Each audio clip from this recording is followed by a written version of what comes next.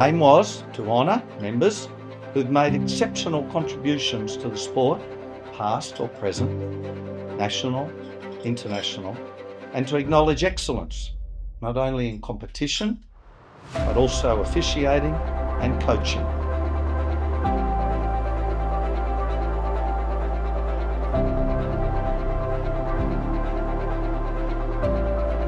It was just fabulous. It's a breath of fresh air. It's just a wonderful game that we've played, and it's a game we could continue to play for the rest of our lives until we're just completely too knackered to get on a boat anymore. So I'd like to accept this award, or this medal, on behalf of myself, my dear wife Alex, our daughters Eliza, Lucy and Emmy, who've all had to endure decades of America's Cup campaigns, design deadlines, dinner table discussions about foil sections, rule interpretations, various politics and disputes throughout the yachting world. Their patience and love have kept me grounded, and I owe them more than ever I can say.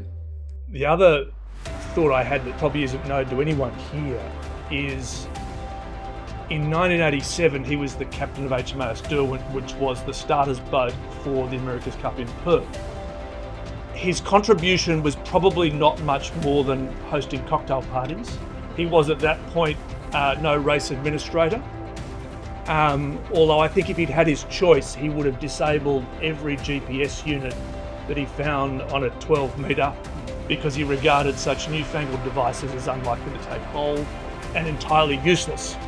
On the water, Frank was fair, fast and always on the right side of the racecourse.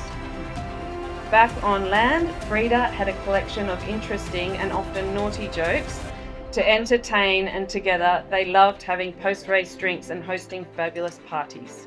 He was a importer of spirits and wines, and cheerleader. I recall him teaching my sister and I to sail. Him explaining the rules of sailing with pepper and salt, tomato sauce containers and mustard containers on our dining room table. Explaining to me about wind shifts, tactics, leeway, the workings and the relationships between the forces on the hull, the rudder, keel and sails. Thank you everybody for joining us tonight. It really has been a very special evening, and we look forward to seeing you again next year for our next iteration of the Squadron Medal.